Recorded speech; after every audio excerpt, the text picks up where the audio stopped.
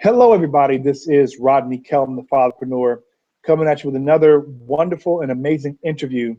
And tonight, my guest has an amazingly powerful story. He hails from Detroit, Michigan, and he's become quite an amazing person, leader, strategist, professional.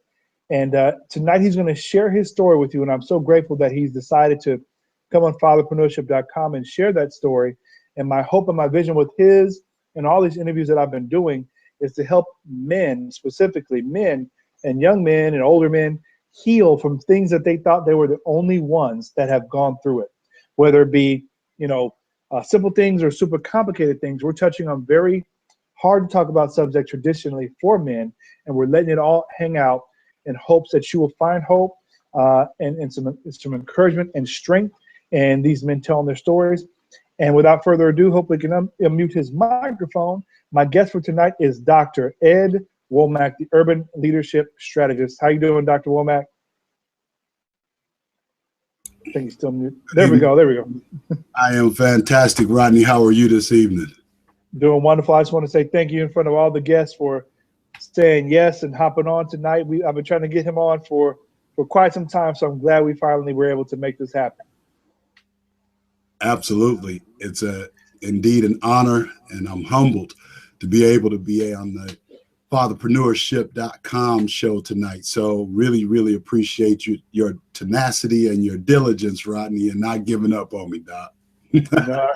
I couldn't. When we first came across each other, I just saw what you were about with Man Rise Up and the things that you were doing. I said, this is somebody I had to connect with.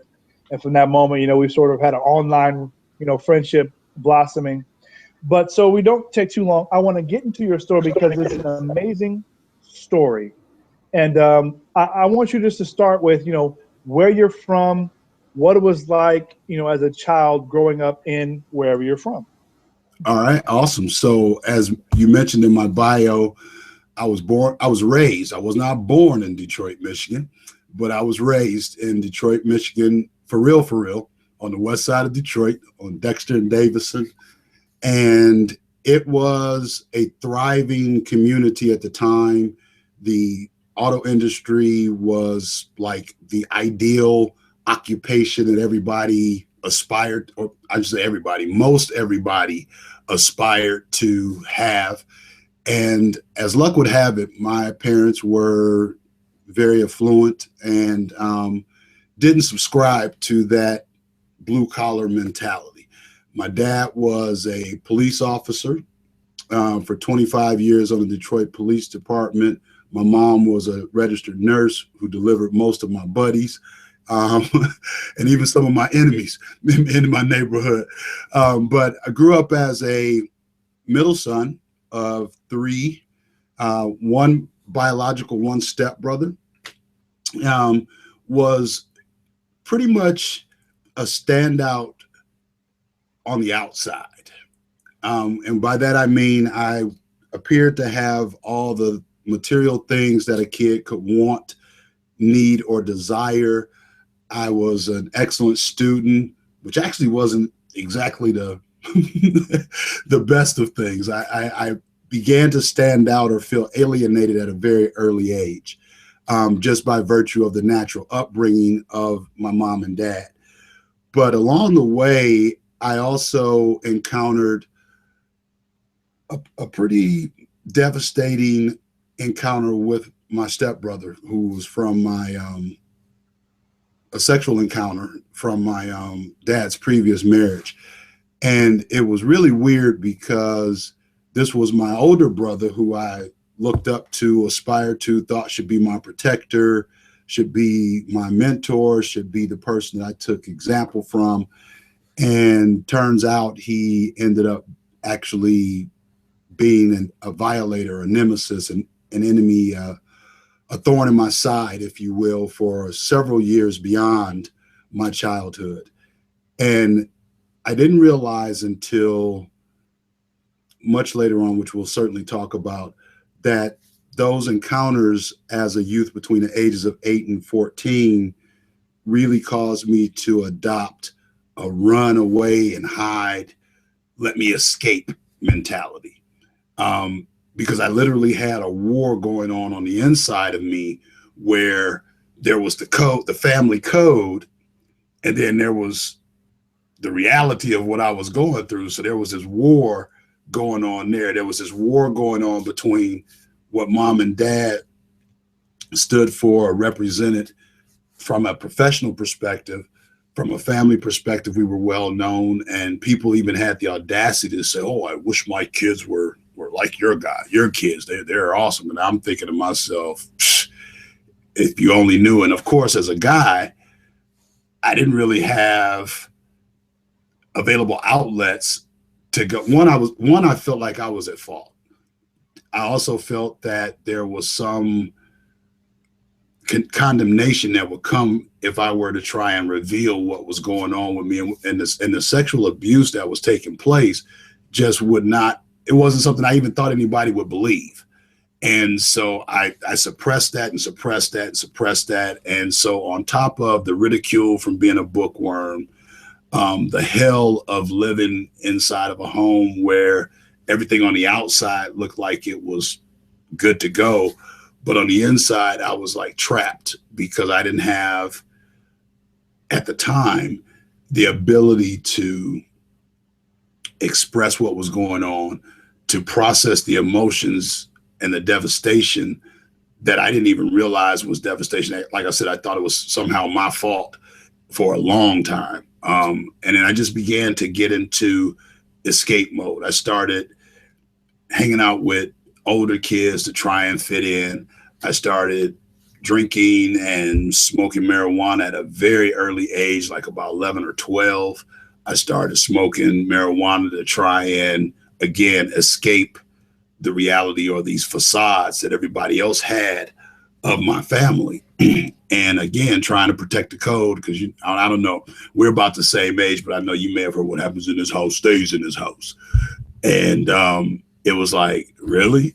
But this some crap. I shouldn't have to be dealing with this, And so it was very tough, man. It was difficult to, at best, to say, I had a normal child, because again, the outside appeared as though everything was fine. We dressed nice. We didn't want for anything.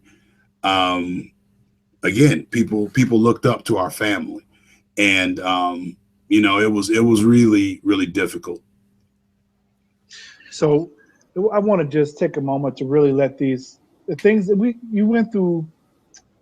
You just went through a lot of things that many men have been through in this lifetime or in their life and dare not speak about. So I want to just say thank you for being willing and having the strength now to tell this story, because there may be a young man out there that's going through this or has been through this and doesn't understand where to begin. And so for you, this began at the age of 8 to 14, as you stated. And now you're on this journey. You said this caused you to have a runaway mentality, or, get away from the issue, and marijuana and alcohol comes into the mix.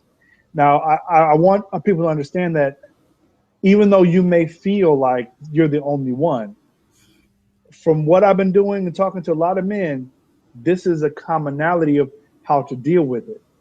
And so what I'm going to have Dr. Womack continue to expound on is his story, and then we'll get to the things that he used to heal and whatever mechanisms he used to help you out. So, Dr. Womack, please allow us to come back into your life and pick us up where and marijuana's come in. You said to about the age of 14. Did something happen where everything stopped? Did your brother leave, or what happened? So it stopped when I got big enough to kind of protect myself, and was just like, okay, this crap stops. And I began to pour myself into basketball and became a lot more athletic. Obviously I was working out, and still, but that was just a physical. So I still wasn't healing, but I made myself scarce around him. I didn't, really try to hang out with a brother like a brother should, you know what I'm saying? And so I hung out with some real roughnecks. I mean, I was straddling the fence most of my life. So in order to escape the reality of what was going on, I went and hung out with the homies in the hood. and I didn't fit in there either, because here I am, this bookworm, and I'm like hanging out with people that's going to the corner buying 40s and anteing up on a sack. And it just was really a battle. When I say a war going on inside, it was hell, man, because in one part of me, I knew I had to get good grades. I knew I had to go to school. I knew I couldn't drop out. And I actually liked school, which again was weird because school was not cool at that particular time. And it was battling with that. And then I saw pimps, players, hustlers, dope fiends. And I kind of, was like, they don't look like they going through much of nothing. They having a lot of fun, and little did I know at the time that it was just an escape mechanism. Cause I go get blitzed out and get high as a kite out of my mind, and then go home and try to pretend like I was the good kid that my parents raised. So like I said, it was a battle, and as soon as I could, I enlisted in the Marine Corps and was devastated that I didn't get a college scholarship because, oh, by the way, I was a pretty decent baller. I mean, we even this year celebrated a 30-year anniversary of going undefeated in the city and the state of Michigan, Detroit and Michigan, at a time where there was some significant ballers that came out. B.J. Armstrong spanked his butt. Glenn Rice spanked up on his head. Derek Coleman. So, I mean, I played against some serious ballers. So not going to college was really devastating for me because, again, I graduated with a 3.5 and I could ball. I'm like, okay, why am I not going to school? And again, it was that whole status of my family. The school officials thought, oh, well, we don't need to worry about Womack. His parents got him. And so I ended up not even getting a ride to a JUCO. And I'm like, are you kidding me? I'm straight balling. I mean, I'm the captain of this undefeated state championship team. And so, man, it was, so like I said, that just really compounded my depression, my frustration. Cause I'm like, okay, I just knew I was going to the league. You know what I'm saying? I'm balling, man. I'm spanking on folks' heads. And I actually had two teammates that did go to the league that I played with. Miguel Knight and Willie Burton, both were my teammates, and they both went to the league. So, I mean, I had every reasonable expectation that I should have went to the league. But I went to the Marine Corps and still hadn't really even began to heal. I still had all of that suppressed garbage inside of me. So I went to the Marine Corps. Academically, I excelled, got meritoriously promoted, but I was miserable, man. I could be in a room full of people and still feel alone because I couldn't relate. It was like I never felt like I fit in. That's a very powerful and truthful statement. I can relate to that statement about being in a room full of people. Hold on, I had to mute you for just a second. Being in a room full of people and feeling alone, and just really, your background. You're talking to a lot of people out there that feel exactly like you felt, and it's amazing, with your athletic prowess and all that stuff, that you chose the Marine Corps, instead of Ivy League school or something like that. And what I want you to talk about now is that now that you're in the Marine Corps and you'd already been introduced to drugs, was that something that continued as you were still dealing with all these suppressed issues? Did things get worse? Did they get better? Or did the Marine Corps help you, push that to the side? Tell us more about that story. Go ahead and unmute yourself. So no, the Marine Corps did not make it any better. It offered a vast amount of alternatives. when we had functions, they'd pull up a van with 2 spigots out the side of it and probably about 8 or 10 kegs on the inside. So instead of, obviously I couldn't continue smoking marijuana not legally while I was in the Marine Corps. And so I turned to drinking more heavily. And it wasn't drinking to be social, it was drinking to escape. And so I even encountered a situation where I went to the Marine Corps, got married, which was probably the last thing on the planet I should have done. And I referred to in my later portions of my journey that, you know, it would have been amazing to have the ability to take a mirror test at that point. But I just was not, I was not suitable marriage material. And the woman that I married at that time, not my current wife's a queen, but my former wife, neither of us knew what a real relationship was about. We were both escaping, because I come to realize that any woman that joined the Marine Corps, because my former wife was a Marine, and I'm like, okay, that should have been clue number one for anybody that has any sense. I mean, there's multiple other branches of service. A woman that joins the Marine Corps, you might want to very closely evaluate that. And so to answer your question, no, it did not help. It just enabled alternatives for me to escape. So I was able to move far away from Detroit. In fact, I went as far away as Okinawa, Japan, then went to South Carolina, North Carolina, and it was in South Carolina, Beaufort, South Carolina is where I actually met. I was introduced to my wife, my former wife, and we were married within like 6 months of knowing each other. Clue number two, anybody that marries you in 6 months probably ain't really, you know, all there. And I wasn't there. I was looking for a mother figure to nurture me, to coddle me, to basically replace or to be in the place of my mom. And let me go on record and say, being married to your mom, which is a very common thing, we look for somebody that emulates mom, but that sucks if that's all you're holding on to and there's no substance beyond that. Some qualities of mom are great, but when you get a clone of your mom, which is like, and her and my mom clicked, and it was like, wow, really?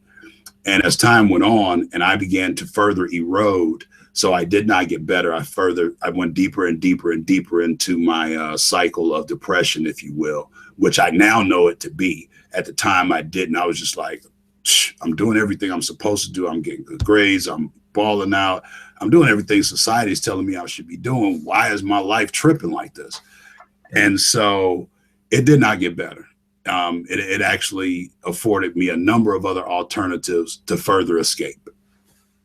I want you to talk about that for a second, because it's true that we do look to marry men look to marry their mothers and women look to marry their fathers. Talk about, you know, during this time, we got to backtrack just a minute to understand the relationship that you began with your former wife. Mm-hmm. Is that when you were growing up and the abuse was happening, were your parents unaware? Totally. Or they were totally unaware? Totally unaware. Wow. And it wasn't until, so we can actually fast forward to where that revelation took place. And that in itself was devastating. I was probably about 34 years old when I finally picked up a book called The 7 Habits of Highly Effective People. And in there, it suggests that you understand from whence you come to understand what makes you tick. And so I'm reading it, and it suggests also that you do it with a partner or an accountability partner, so that you can not only just read it, but you can try to practically apply some of the steps in it. Long story short, as I got to the chapter that says to understand yourself, you need to start to understand your dad. And I'm like, okay. And I began to ask questions to find out that my dad was adopted. And when I revealed to my mom, hey, I'm trying to find out more about me. I want to know this about dad. I mean, I was gung-ho, right? I was really energized. I'm like, okay, I'm about to finally break through, get rid of this pity party, stop all of this pain. And it's not often that men do that. Because you mentioned, and I call it suffering in silence, which is exactly what I was doing. And a lot of our brothers out there are still doing today. And it took a lot of gumption for me to go to my mom, because again, the code, I should have never even said anything like that. You know, I knew I was going to, at one point in time, I thought I was going to take all that to the grave with me. And so as I started reading the 7 Habits, I'm like, okay, I need to know. I need some answers. I got to figure this thing out, because that's what we do as men. We got to fix it. We got to figure it out. So finally, I'm like, okay, I'm going to fix this thing. And mom was like, well, your dad probably needs to be on a couch somewhere. I'm like, huh? Not Chief Womack? What do you mean? And I mean, that was further devastating, because I held my dad in like the highest of esteem. He was a very good provider. He was an amazing, highly decorated officer.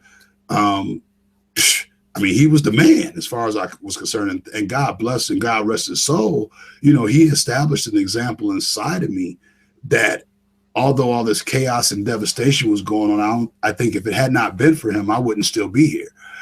Because my favorite book, The Undisputed #1 bestseller, says that if you train a child up in the way that they should go, they won't depart too far from it. So I'm really grateful to the things that my dad exposed me to the things that my dad showed me through his example. But he and my mom were totally unaware. And so as I moved a little back to that portion of time where I actually came out and told mom, yo, this is what's going on, she kind of looked at me like in disbelief. And that just really, it confirmed my fears that nobody would believe me. And I'm like, and me and my mom were very, very tight, you know? And I'm like, you don't even believe me? See, and so that just caused me to go deeper into my suffering, deeper into my devastation, deeper into my withdrawal, which is what, you know, the only thing I felt comfortable with, withdrawal, and just pour liquid smoke on top of it so that I don't have to deal with the reality. So you had begun just to reach out to find out more about your father, and a conversation occurred or grew out of that, and you ended up saying, hey, let me go ahead and tell my mother about the abuse during my childhood. Is that what happened? That's exactly what happened. Because at that point, I felt ready to fix it.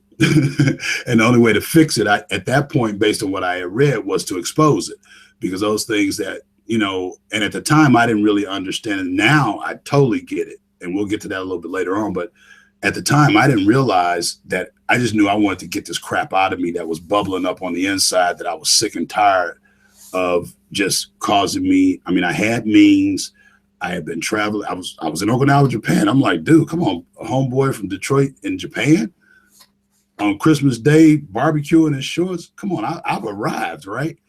And but yet and still, I was like, something is really, really wrong here, you know. So I took it on myself to go through the book by myself, because again, I didn't feel comfortable in trusting, especially after the conversation with mom. I certainly wasn't going to go talk to nobody else, because that was my confidant.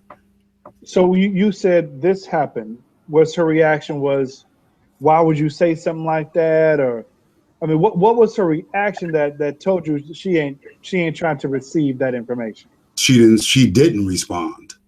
And that's very unusual for my mom. She just kind of, and she's very a big advocate of, if you don't have anything good to say, don't say nothing. But for mom to not say anything at that point was volumes. And on the flip side, it's like actions speak louder than words, and her actions, I'm like, okay, you don't have nothing to say. It was a deafening silence.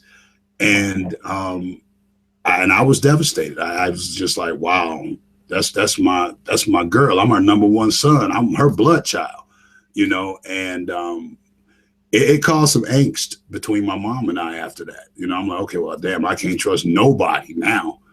And so the devastation, the frustration, the suppression of emotion just went deeper. And it's like, okay, I got to put on this external front to maintain my masculinity, my image, all that foolishness that some of us get caught up in. And I actually lost sight of who I really was.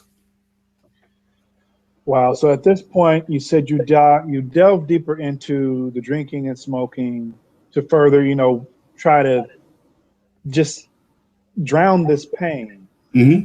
And so, how long did you remain in the Marine Corps? Was this something that you did for a 4-year span, 8-year span? Like, because, this obviously you're saying the Marine Corps allowed you more access to the liquid, the liquid courage or alcohol.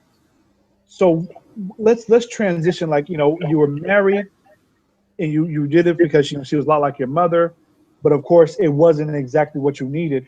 So let's talk about these relationships, or this relationship, and how that kept moving, and what happened with drugs and alcohol. So, man, you're pretty good, Rodney. Seriously, that's a great question. So the relationship gradually eroded to nothing. And the reason that it eroded to nothing was, going back to my very first statement, neither of us were really prepared for the long haul, because any relationship requires mutual dual work. It may not be 50-50, but it requires work on both sides. Well, my primary objective was to provide, which is the standard that I saw emulated from my dad. Awesome provider, but an emotional retard. So I grew up to be a great provider and an emotional retard. So when allowed to take a step back and reflect on, okay, what part did I actually play? Certainly at the time, I didn't take ownership of it. When I was in the midst of the relationship, it wasn't until almost 18, 19 years later that I came to the revelation that I need to evaluate myself. So don't get it twisted. I wasn't that wise when I was in the midst of it. But in the midst of it, what occurred was my usage of substances evolved and increased to the point that my former wife, she left me. And when she left the first time, because she actually left me twice, but the first time she left, I was like, oh, really? Wow. Okay, well, I'm just going to go find somebody else to hang out with, which I did. I hooked up with this brother, and we just, dude, we partied. And dude actually had access to cocaine. And so as I started to dabble with that, again, my involvement had escalated now. So like I said, it afforded me more alternatives, not good ones, but other alternatives. And so I began to hang out with him, which was, in retrospect, not the wisest of decisions, one of many horrible choices. And so got to the point where I literally became mildly strung out and began to, because of my capacity, I began to acquire things that didn't belong to me from the federal government. And they caught me. And I ended up spending my last 2 years of the 6 years that I spent in the Marine Corps in the brig because they caught me trying to take ownership of things that didn't belong to me in order to feed my habit. And so during that 2-year period, I guess at some point guilt set in, and the wife decided, okay, well, let me come back and be in his corner. And I'm like, really? Are you kidding me? And I thought it was a great thing. Oh, okay. All right. Come on. Help a brother out. And we got out. We had children. We had a child, which I thought kind of calms me down a little bit, but that really wasn't the end of the story. I actually had about 7 or 8 really cool, about 4 or 5 really cool years with that child, where I was actually a dad, a decent husband, as best I could be in my condition. And I told my wife, I'm like, okay, this is really, not moving in the way I want. I think we need to separate, And so at the time we had moved to Chicago, long story short. And she started doing fertility, which I was totally against. And I'm like, no, we can't do this the natural way. I don't want any parts of it. And so again, the substance abuse and depression, again, had not been addressed. And see, that's the key that anyone listening to this broadcast needs to take, is through all this time, I never sought the help that I really needed. I never was able to go to anyone professional after my mom shut me down. I was like, okay, well, I ain't going to nobody. And culturally, it's just not acceptable, or it was not acceptable, to seek help outside of yourself, especially outside of your family. I'm certainly now a representative and a big believer to the counter or to the contrary. But at the time, it just was not in the cards for me to go seek out and spill all the beans, if you will, to snitch on my family, to unleash the deep, dark secrets that just wasn't going down, especially coming from the west side of Detroit. And it damn near killed me twice. So in Chicago, as my former wife was pregnant with my twins, I'm like, okay, enough of this. I attempted suicide. Went to a forest preserve, literally drank like 3/4 of a gallon of antifreeze. I was a punk. I don't do pain. To this day, I still don't do pain. But I was smart, right? So I drank me 3/4 of a gallon of antifreeze in some kind of way. I'll never forget that day. Some kind of way I made it back to my apartment that we were living at the time. And I remember my daughter saying, "Daddy, you look like Fred Flintstone. You're all white." Now, you see me. This 4 or 5-year-old saying, "Daddy, you like Fred Flintstone. You're all white." And they rushed me to the hospital, and I was on dialysis for like 27 hours. And they were able to obviously restore me. Yeah, but so that went on for like another 7 or 8 years before I finally, my former wife decided she didn't want anymore, who was very sickly in the midst of all that. She was sick when I met her. She had something called sarcoidosis. So that just compounded all my own little madness that was going on. And I'm like, okay, well, cool. I can relate. I understand pain. We can do that. That was the premise on which our relationship was kind of based. It was more what I eventually came to call a relationship of convenience instead of a marriage. It was not based on any of the right things. I want you to talk about this because this is fatherpreneurship.com, where, you welcome your first child into the world. And apparently, you had another pregnancy, it seems, to have twins. During this time, I want people to understand the effects of substance abuse on parenting. So even during this time that most people are like super joyed about having a child, and I'm a dad, and you beat your chest a lot about it. You give out cigars or whatever. That's people used to, at least. Right. But because of your abuse, your substance use, even fatherhood wasn't enough to heal you of that pain. Still. It did. Well, when I had my first daughter, like I thought it would cool me out. It would chill me out. It would bring me around. And for about 4 or 5 years, it did. But because of the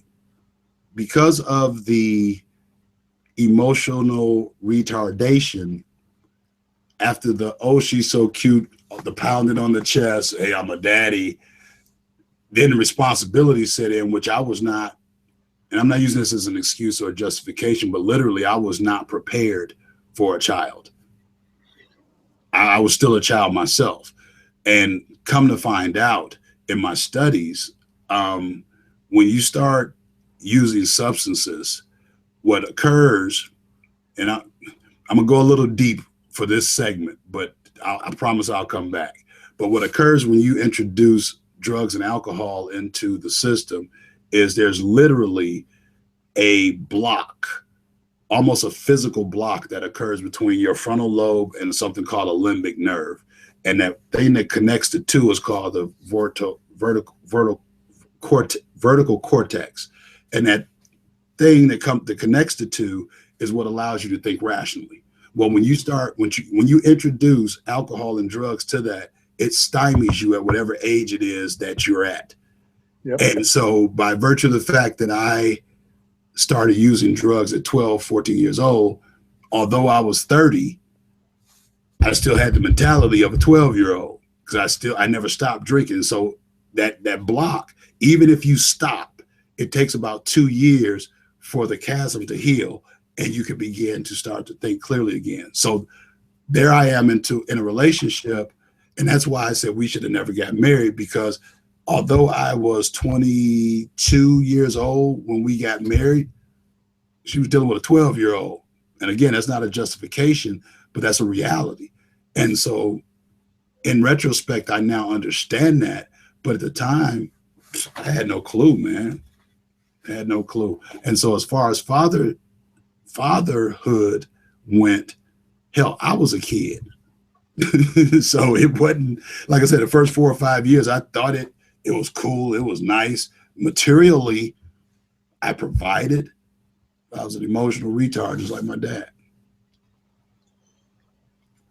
You know, I truly appreciate this level of honesty, because people out there, you know, if maybe they didn't grow up around drugs and alcohol or addict. I happen to live in a house with an addict who began recovery when I was 7, which was my mother. So the things you're talking about, I fully understand. But I'm glad that we're able to go through these topics as far as like repression that drugs and alcohol can cause in your own development. Because if you ever go to a 12-step meeting and listen long enough, you will hear exactly what Dr. Womack is talking about. Mm-hmm. So now you're moved to a point where suicide, and this is a common thing that comes up with the men that I talk to that go through these hardships. And I always believe that when it comes to suicide, it's a feeling of a loss of hope. And I want you to just a little bit expound on that moment where you decide, okay, I'm going to do this. What were you feeling? What was or wasn't going through your head, so people can understand out there? And then we'll go back, back down this line and talk about healing. Yeah. So, I mean, you hit the nail on the head. It was hopelessness. I had done everything. I had accomplished several things from a societal perspective. Like I said, won a city and state championship, got meritoriously promoted, been to a couple of different countries. So I had achieved some things, but I was still just like, life sucks. You know, I had it going on.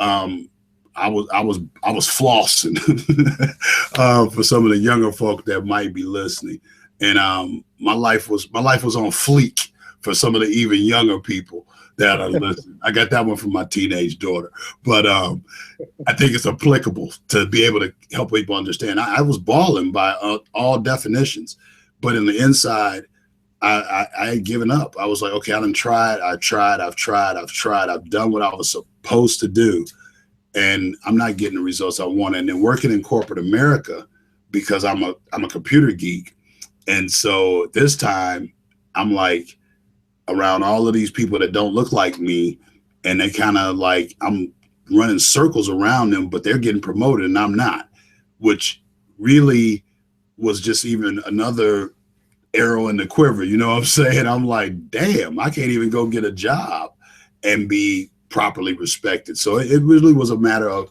okay, I give up. I can't do nothing right. Life ain't gonna treat me right. So I'm escaping. I'm out of here, I thought. And so to the Forest Preserve I went. I don't know if you've ever been to Chicago, but the Forest Preserves in Chicago are dense. They're deep. And I was like I said, I don't know. I honestly do not know how I made it back to my condo, especially in the area that we lived in. And to come back from that, one would have thought I'd have gotten my act together, but that wasn't the end of the road. Real quick, I actually, for about 6 or 7 years after the attempted suicide, kind of muddled along, still didn't go seek the help that I needed or desired and really wanted. And I thought through my actions and my acting out that somebody should have recognized that something was wrong. And because of all of the societal cool things that I had done, the traveling that I was doing, nobody thought anything was going on. So I got to a point where my former wife was, not working, and I was holding it down provisionally. Again, still an emotional retard. But I decided when she decided she wanted to leave, I said, oh, well, you want to mess something up? The guy in me was like, oh, hell no. If you want to mess something up, I'm going to help you. So I decided I was going to go and become a crackhead and go hang out in hotels with crack women. And because I had some means and a lot of money, a lot of loot, I get a hotel room, pick of the litter, come on in, get butt naked, let's party. And that rapidly spun out of control because I thought I could control it. That rapidly spun out of control and evolved in about 18 months of pure D hell. If what I've shared already wasn't enough, being a crackhead in my capacity with the upbringing that I had, I mean, I quit my job, which at the time I was making 6 figures. So it wasn't a matter of not having means. I was well respected in the industry. And it just came to a head, man. And I was like, okay, enough is enough. I want out. And again, I'm a punk. I don't do pain.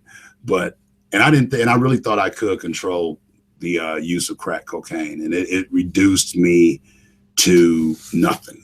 And when I say nothing, I mean nothing, until I was able to come to a point of clarity where I'm like, okay, I need help.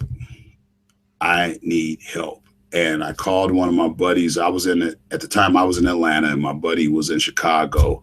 So a buddy I used to get high with. And I'm like, dude, I need help. And he was like on the spot, what can I do? Do I need to come get you? Can I send you some money? And I'm like, dude, I'm a crackhead. You gonna send me money? But that's how deep the trust was and the belief and the encouragement. And that's my guy. And he don't look like me. He don't look like you and I. And that was even more amazing to me, that somebody that wasn't my family, didn't look like me, wasn't reared where I was reared, was so willing to help me. And that was the turning point. That really and truly was a turning point where I went and sought the help that I really needed, man. So we got to recap this as we get towards the end of the story, where we talked about sexual abuse from the age of 18 to 14. Mm-hmm. We talk about your beginnings of substance abuse at that time and really stifling your emotional development. We talk about you going through high school sports, the Marine Corps, alcohol comes in, married at the wrong time in life. Fatherhood couldn't keep you from, going down the path of addiction. You talk about suicide. You talk about diving deeper into your addiction. And finally, you have that moment.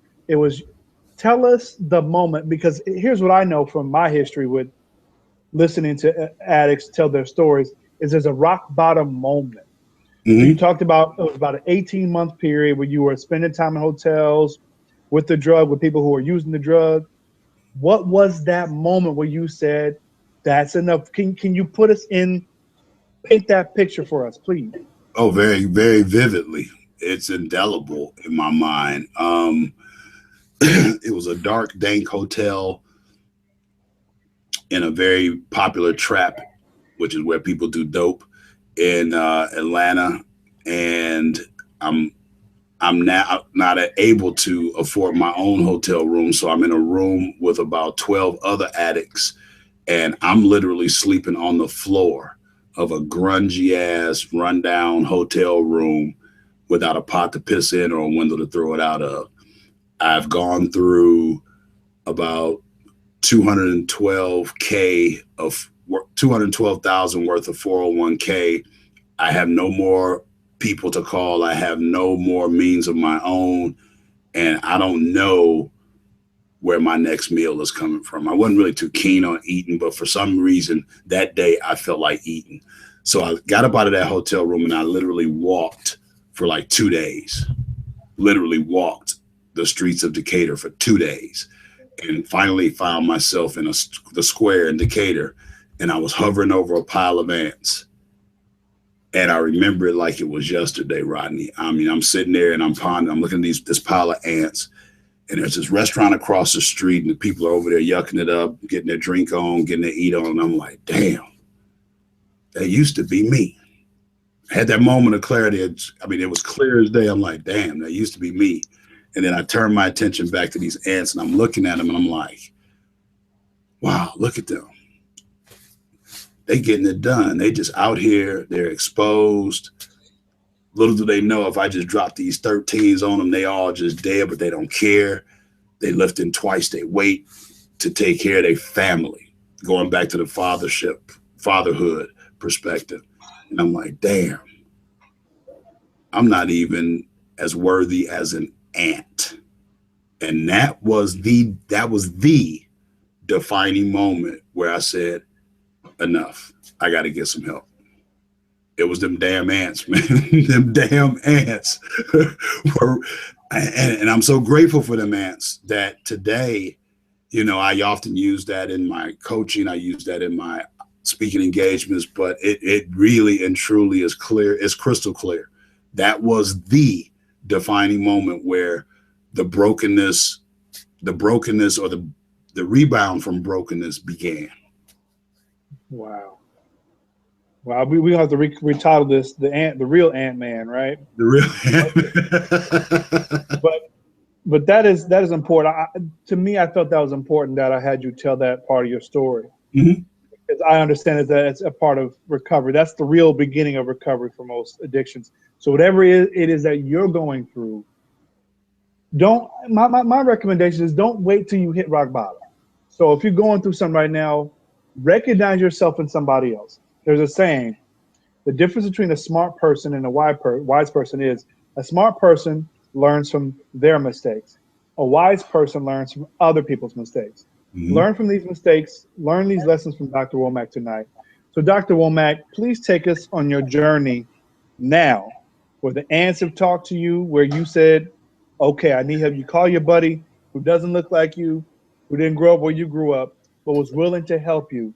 Mm-hmm. What happened next, and how did that help you? Because this obviously is the moment where you sort of started to become who you are today. Take us through that part of your story as we wrap it up.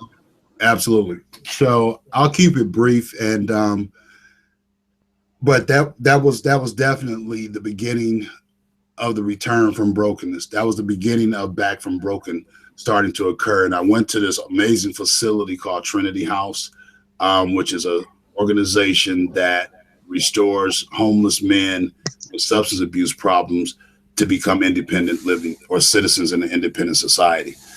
And it was not just a come on in, let me pat you on your back and get you back to healthy. It was a confrontational program. So it was kind of like that Marine experience. And in fact, it was created by a former Marine.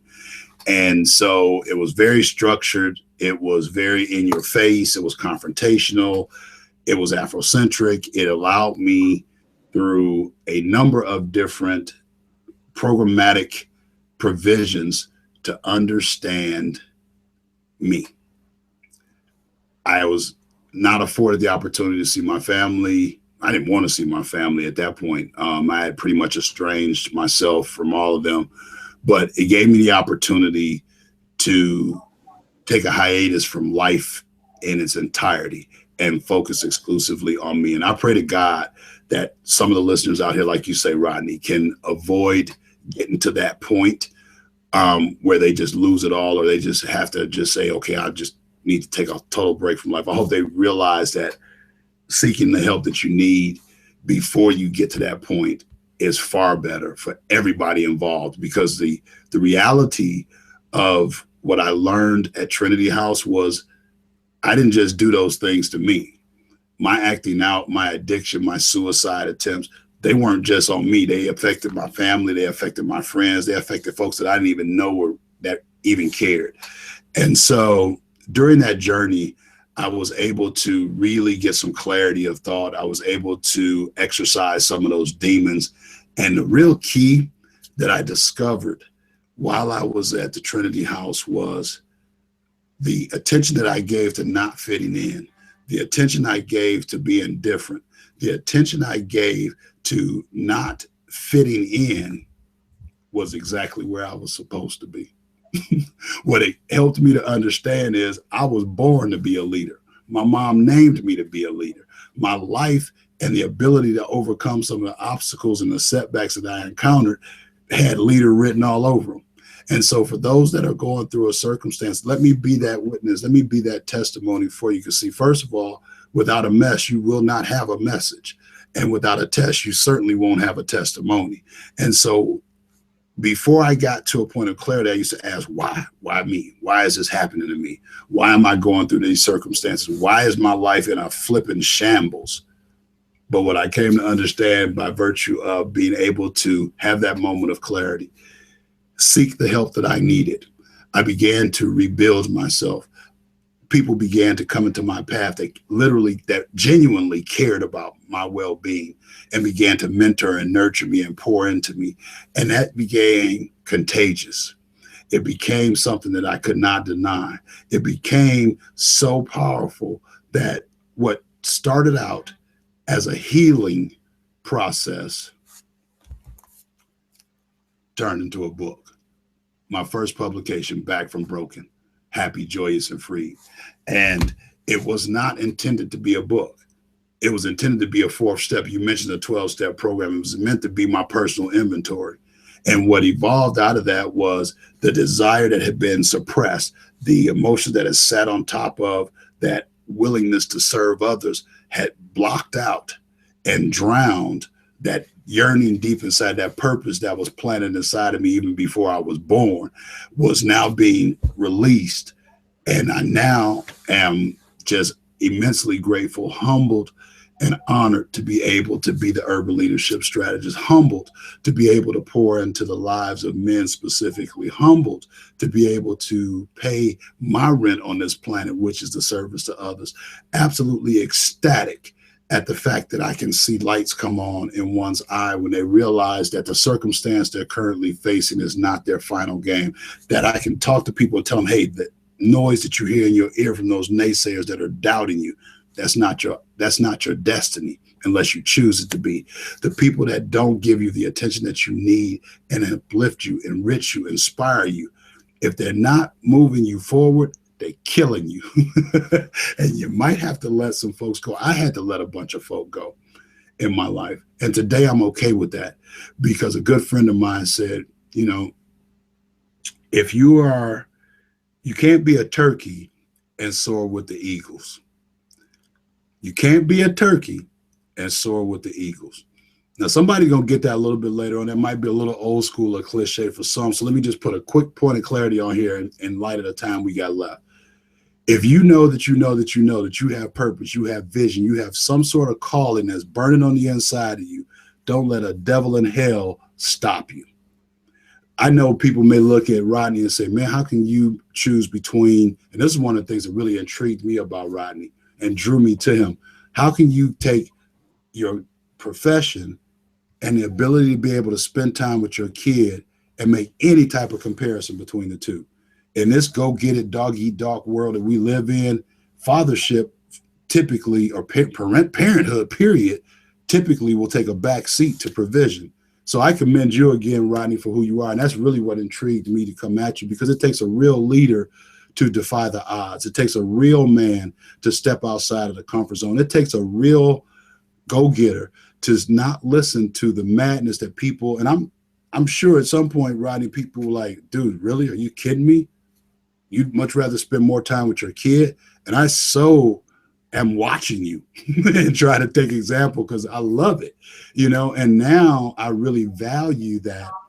I value being able to pour into people's lives. I value being able to mentor people. I value being able to coach people and help them through some of those various circumstances, help them come out of that suffering and silence, and be able to not only just offer a good, inspiring talk, but also offer ongoing solutions to help stay connected, to help them be liberated in themselves.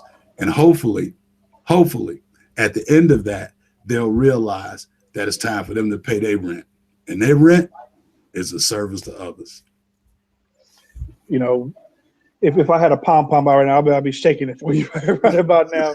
It's easy to see why people, you know, that you're a sought-after speaker, which if you haven't figured that out yet, Mr. Womack is a sought-after speaker, really serving his fellow man in this world. There is one thing that I must have you do or address before we finish this, because I feel it's one of the most powerful things that people can do. The perpetrator, who is your brother, you know, from another marriage, but yet, you know, was in the same house. Was there ever a closure? Was there ever a healing? Was there ever forgiveness of what he did? Yeah, there was. And that's a great point. And forgiveness doesn't condone the action. And what I realized or came to believe for myself was that if I did not get to a point of forgiveness, I was blocking my own blessings. And I came about that very well into my journey, because there were several years that I was just like, oh, I'm gonna get him. I got to get back some kind of way. He got to pay. And when I finally was able to let that madness go, it was like an 800-pound gorilla was lifted off my neck. And it didn't make it right. It didn't justify anything that he did, because the forgiveness was for me. It wasn't for him. And so, yes, I don't deal with him, but I've forgiven him. And that's another thing that people need to understand is just because you forgive doesn't make you weak. Just because you forgive doesn't mean that you got to go back into that environment or that situation or circumstance. But the forgiveness really and truly, and I want everybody out there to get this, forgiveness ain't about them. Forgiveness is about you. And if you are a spiritually inclined person, if you're walking around harboring, and I really want to leave this with your audience, Rodney. One of the major nuggets of many that I discovered during my journey back from broken was that anger, bitterness, and resentment have been medically proven to be directly related to physical ailment, sometimes fatal. Let me say that one more time. Anger, bitterness, and resentment have been medically linked to physical ailment, meaning sickness, cancer, breast cancer, all kinds of crazy diseases, and sometimes death. Dude, I had to let the anger, bitterness, and resentment go. Life's too short. And going around self-inflicting those types of things. And again, anger, bitterness, and resentment are things that you're holding on to, and the people that supposedly enabled you to get to those points, they ain't even thinking about you. And they're off doing their thing. So again, if there's anything that you take away and your audience takes away from this, let the anger, the bitterness, and the resentment go. Uncover it, unleash it, get the help that you need, and talk through it with somebody. I mean, everything ain't for everybody, so don't get it twisted. I don't just go broadcasting, my story just because.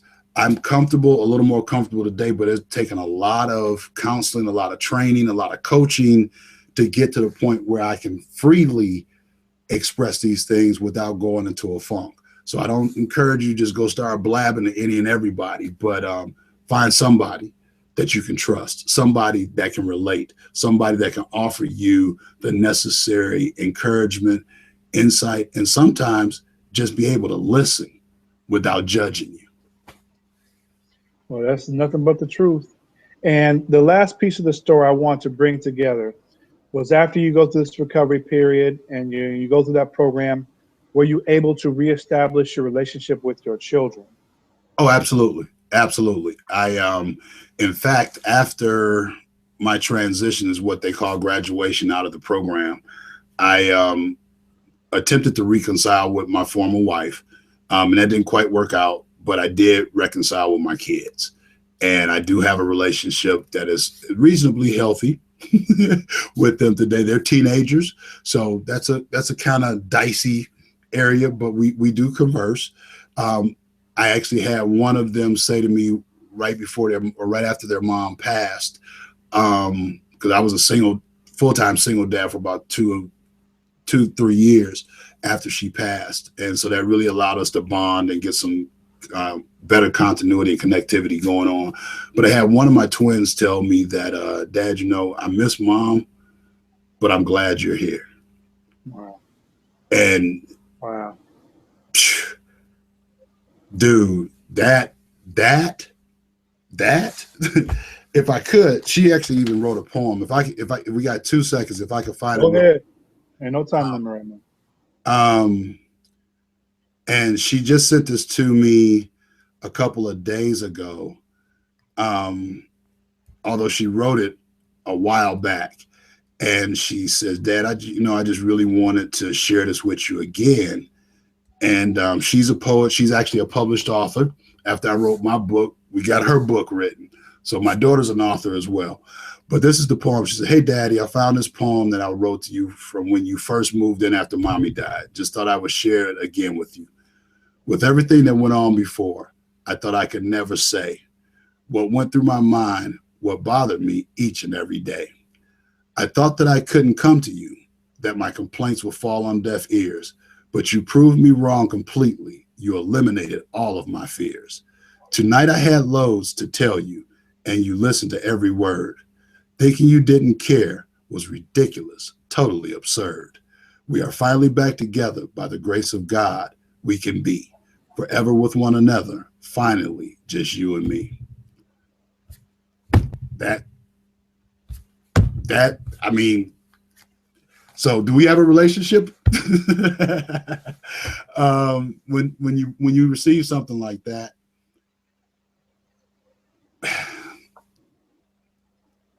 it just makes everything that occurred began to come together into a point of being able to really understand that all those things were not necessarily in vain. And today I realize that some of the hell that I went through, that I grew through, was to afford me the ability today to do what I do, to be able to empathize with those that are close to the bottom. Because I realized during my journey back that all people that are addicts are not bad people. In fact, there's some brilliant people that are addicts, that have just been dealt some horrible blows in life, that have not been afforded the exposure and the opportunities. And so I offer to the audience out here that even for myself, I had the absolute wrong impression of what an addict was. And so to help hopefully educate some people here, just because you don't use drugs and alcohol don't mean you're not an addict. You could be a foodaholic, you can be a gambleaholic, you can be a sexaholic. The disease of addiction is a beast.